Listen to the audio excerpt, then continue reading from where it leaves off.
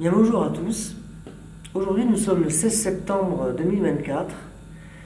Et sur la route, avant d'arriver au centre téléphonique que je devais visiter, mais finalement j'ai un petit peu changé mon programme et je me suis retrouvé donc à Valence, au centre téléphonique Valence-Cécile. J'ai appris un peu avant d'arriver le licenciement, on va dire, l'éjection de monsieur Thierry Breton, commissaire politique de l'Union européenne. Et je peux vous dire qu'en ce moment, malgré tous ces mois de reportages qui sont quand même intéressants et fastidieux et fatigants, eh bien aujourd'hui j'ai 10 ans de moins dans mes jambes. Voilà. J'ai rajeuni de 10 ans. Je tenais à ce que ça se sache. Je suis très content que cet individu ait été vidé de son poste. Alors, on m'a fait observer d'ailleurs qu'il se pourrait qu'il revienne donc en France, mais il peut très bien partir au Sénégal, hein, n'est-ce pas? Vu qu'il a la double citoyenneté, pour ne pas payer d'impôts. Et ici, il se pourrait qu'il revienne en tant que ministre. Bien, il n'a qu'à revenir en tant que ministre. De toute manière, la France est un pays en faillite. Donc la situation va très fortement se dégrader. Et si je me souviens bien de son passage à la Thomson CSF, qui après son départ n'était plus qu'une boîte en lambeaux. Dernièrement aussi, la dernière boîte où il a sévi, n'est-ce pas, une boîte d'informatique, là j'oublie son nom, il me revient, Capgemini je crois, je ne sais plus, est en lambeaux, elle est en état de faillite. Alors bon, ils s'arrangent avec les banquiers, ils essayent de maintenir le zombie en survie. Bon, je ne sais pas ce que ça va donner pour les pauvres personnels et pour cette société d'ailleurs. Et quand je sais tout le mal que cet individu a produit dans France Télécom, vu qu'au départ, cette politique délétère de France Télécom, qui a été jugée donc, par les tribunaux, alors évidemment, c'est M. Lombard qui a été condamné, tout simplement parce que M. Breton, si vous voulez, comme il était parti le temps que le procès se lance, etc., il y avait il y avait forclusion, il y avait un délai. Il ne pouvait pas remonter plus loin que, je crois, je ne sais plus quelle année, 2008 ou 2009. Bon. Donc, disons que cet individu a fait beaucoup de mal parce qu'il a mis en place une politique de lessivage des personnels. C'est pour ça que quand je vais dans des centres téléphoniques, je précise qu'ici j'ai été très bien accueilli à Valence, hein, franchement, il n'y a rien à dire. Et j'ai même revu un collègue de 1995, très sympa, Franck, si tu m'entends. Et donc, cet individu a fait beaucoup de mal, parce que oui, c'est vrai, Michel Bon avait ruiné l'entreprise France Télécom, hein, voilà, société anonyme. C'est Michel Bon qui l'a ruiné, ça c'est établi aussi. Il avait plombé avec une dette quasiment 450 milliards de francs. Et lui, il est arrivé, il a lessivé le personnel, alors que des audits avaient été demandés et qu'ils indiquaient tous que les agents rendaient. Donc ils avaient du rendement, c'est parce que M. Bon a fait des achats complètement débiles. Hein. C'est comme si toi, je sais pas, avec ton budget, tu commences à acheter 10 canapés, 15 buffets, 30 ordinateurs. Tu vas avoir un problème de financement et tu vas te retrouver en commission de surendettement en faillite. Bon, ben là, c'est pareil, quoi. C'est ce qui s'est passé. Et comme vous savez qu'en entreprise, il n'y a pas de démocratie, ça n'existe pas. Et donc, les personnels n'avaient pas leur mot à dire. Alors, je me souviens d'ailleurs qu'à l'époque, il y avait des syndicats, tous les syndicats, enfin une bonne partie des syndicats, avaient dénoncé la politique délétère au niveau même de la santé des personnels, hein, mise en route par M. Breton, simplement poursuivi par Didier Lombard. Lui, Didier Lombard, il a continué, il a pris la place dans le train et il a continué à mettre du charbon dans la chaudière et à cramer tout le monde, quoi. Et donc, voilà, moi j'oublierai jamais, alors je vais peut-être me répéter, je ne sais pas si j'ai parlé de ça déjà, j'oublierai jamais à un moment donné les 2 fois par semaine, on se retrouvait, on se fait un coup de fil, tu es au courant, oui, oui bah, le mec s'est pendu à tel endroit, oui, voilà, si l'autre s'est jeté, l'autre s'est foutu le feu, etc. J'oublierai jamais que, bon alors c'est où? C'est où? Alors ça voulait dire c'est où? Ben, alors c'est telle heure au Central Nord, GMAP, ou alors je ne sais où, devant l'ancienne DG, enfin bon, il y a eu plusieurs cas comme ça. Et on se pointait à chaque fois qu'il y avait un suicide, voilà, puisqu'à un moment donné c'était la grande mode, n'est-ce pas, des suicides, hein, pour reprendre l'expression consacrée par M. Lombard, n'est-ce pas, qui n'a fait que trahir finalement, enfin, il disait la vérité en quelque part, c'était une mode, oui, la mode des suicides, qui avait été allègrement lancée par les dirigeants de l'époque. Et ça, si vous voulez, c'est quelque chose que c'est comme un traumatisme en fait. Alors moi je ne suis pas là en train de pleurer comme je connais certaines personnes qui ne pouvaient même plus rentrer dans un centre. Il y a des gens, tu les mettais devant la grille du centre et tombaient dans les pommes. Tu en as, j'en connais, hein, qui voilà, en 2024 bon, ont l'air assez normaux, par contre ils tournent avec des cachets. Voilà. Des cachets, la béquille chimique. Voilà, bon. Alors, il est vrai que moi, à titre personnel, je n'ai pas réagi comme ça. Alors, c'est une question aussi de caractère, de solidité mentale. Hein. Il faut quand même... il ne faut pas se le cacher. J'ai des fragilités, mais elles ne sont pas mentales, à mon avis. Ou pas du côté de quelque chose de dépressif, vous voyez, ou de suicidaire, pas du tout. Et ça, c'est quelque chose qui m'est vraiment étranger. Par contre, c'est vrai que je me suis endurci. Alors j'essaye malgré tout de ne pas trop aigrir, pas plus vite que le temps, voilà. Et hein, je fais une psychanalyse là, psychanalyse publique quasiment, que je vais rendre publique je pense. Et donc voilà, ça fait une ordure de moi, si vous voulez. Moi, quand on est dans une maison qui a des ordures, il faut vider les poubelles, torcher les écuries d'Augias. Et moi j'aime ça, si vous voulez, voilà, c'est assez, je pense que je vais être très clair. Et donc peut-être que le départ de cet individu permettra à la justice française ou à la justice d'un autre pays, on ne sait pas, de se réveiller, de sortir d'une certaine torpeur, que certains dossiers qui souffraient d'amnésie, peut-être seront-ils ouverts ou rouverts, on ne sait pas. Dans la vie, moi, il faut toujours espérer, vous voyez, il n'y a pas que le pire qui arrive dans la vie, le meilleur peut surgir, le diable peut parfois porter pierre aussi, il faut toujours, comment dirais-je, s'attendre au meilleur aussi, vous voyez. Donc, il est vrai que je ne m'attendais pas au départ de ce machin, là, de ce truc, c'est vrai. Mais c'est vrai, quand j'ai appris, je regardais une chaîne qui s'appelle Le Monde Moderne, d'ailleurs, qui n'est pas de mon bord, hein, l'émission, mais j'aime bien l'animateur. Je crois d'ailleurs qu'il est originaire de la Drôme. Alors aujourd'hui, je suis dans la Drôme, vous voyez, c'est un signe du destin, je ne sais pas. Et donc je suis à Valence et donc je suis vraiment content. Alors je ne vais pas rire tout ça, mais disons que par rapport à tout ce qui s'est passé dans toutes ces 15 dernières années, j'oublierai jamais d'ailleurs qu'un jour j'avais écrit un mail un soir après encore un énième suicide qui avait eu, je ne sais plus lequel, je sais plus. J'avais écrit, il était style 2 heures du matin, j'avais écrit, il m'avait pris un truc dans la tête, j'ai écrit, j'étais dans mon lit, j'ai écrit à Stéphane Richard.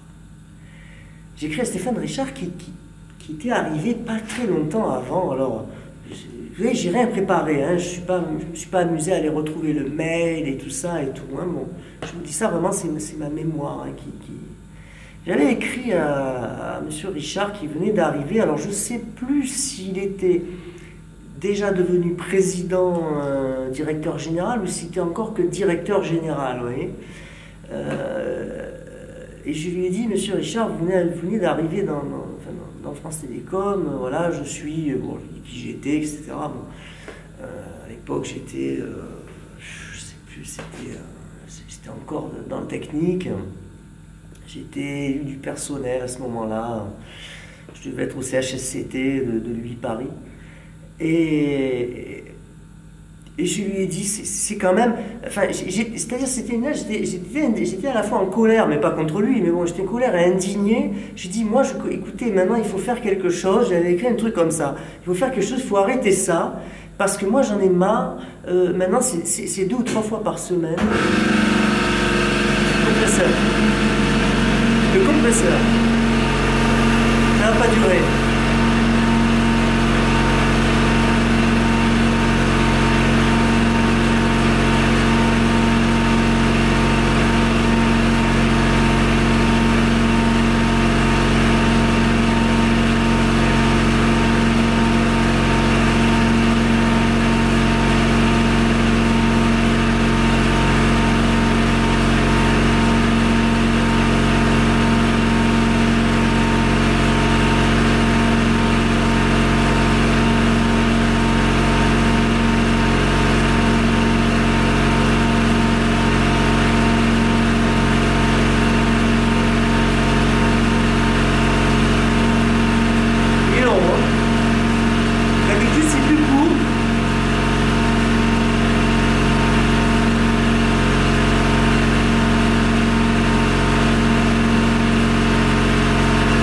Encore un coup, c'est un coup de Thierry Breton, ça. Je sens que c'est lui, ça.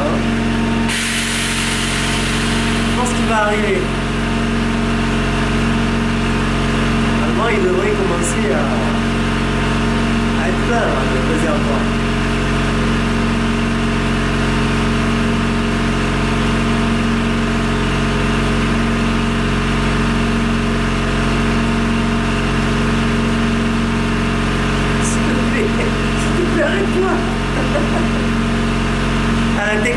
La technique commande. Hein. Et voilà, devant la technique, on n'est pas grand-chose. Hein. Voilà, il faut maintenir la pression dans les câbles pour que l'humidité ne pénètre pas dans les câbles de cuivre, hein, parce que sinon, ce sont les dérangements qui arrivent en catastrophe.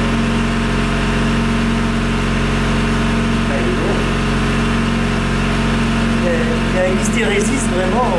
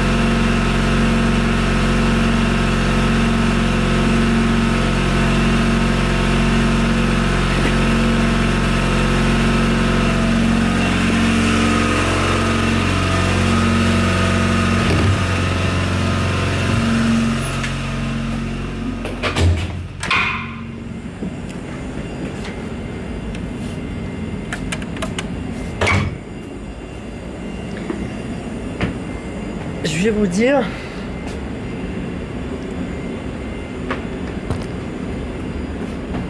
je préfère partir parce que c'est vraiment anormal. Il est anormal qu'un compresseur comprime comme ça pendant un temps pareil.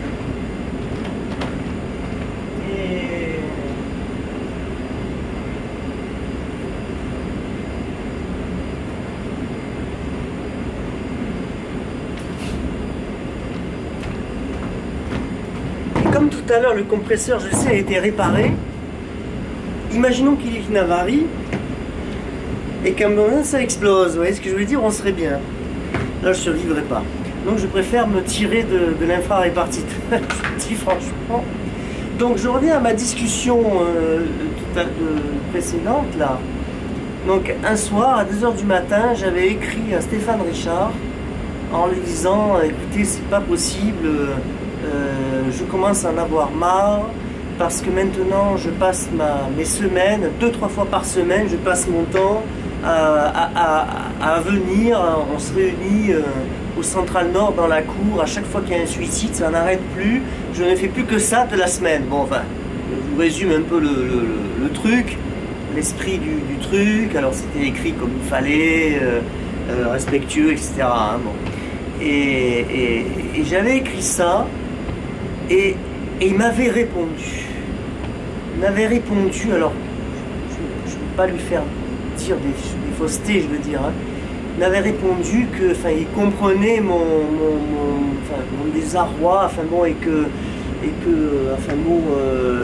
allait faire qu'il allait s'en occuper personnellement, enfin bon, voilà, c'était le mail que j'avais reçu, je crois, très tôt le matin, enfin bon.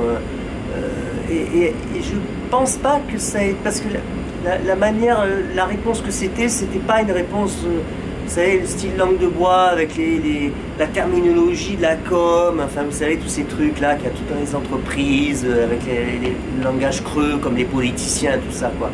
C'était une phrase ou deux qui m'avait répondu, c'était très court. Bon, moi aussi, c'était pas très long, hein, comme mail, hein, c'était pas comme ça.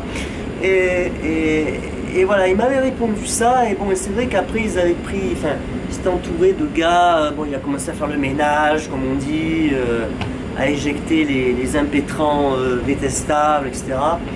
Et donc il avait récupéré des gens qui étaient très bien, voilà, le RH, il avait pris un RH, j'oublie son nom, c'était un Alsacien, là, après, bon, c'est M. Pélissier qui l'avait remplacé d'ailleurs, quelques années après. Bon.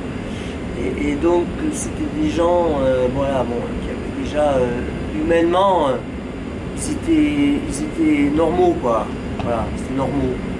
Voilà. On ne demande pas aux gens d'être des gens parfaits, des saints hommes et tout ça, bon. Mais voilà, d'être normaux. Comportement normal et pas se prendre aussi pour je sais pas quoi. Comme Thierry Breton, qui s'est cru malin, il a joué au malin contre Elon Musk.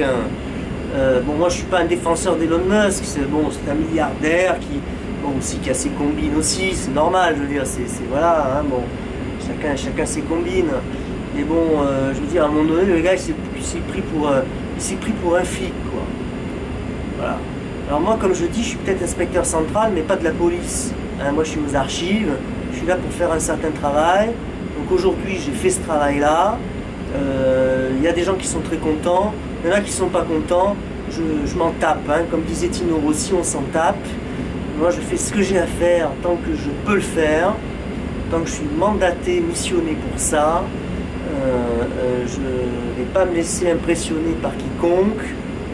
Que ce soit par un cadre local, un fainéant ministre, commissaire politique de je sais pas quoi, Tartampion à l'Europe ou je sais pas quoi. Ils font caca comme tout le monde. Et voilà. En tout cas, aujourd'hui une bonne journée. Alors, je termine Valence-Cécile. Je vais essayer de faire des photos du centre téléphonique Valence-Hugo que nous avons bazardé. Mais on peut quand même encore faire les façades, je vais les faire. Je garde le 3e central donc pour un autre jour.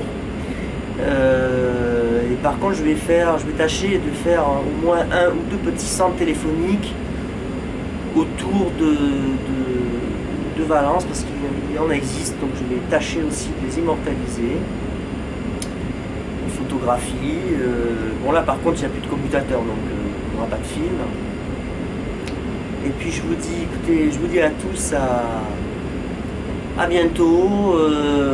Voilà, vous pouvez réagir à cette vidéo. C'est une vidéo vraiment prise sur le vif, vous voyez, je suis un peu piégé par le compresseur.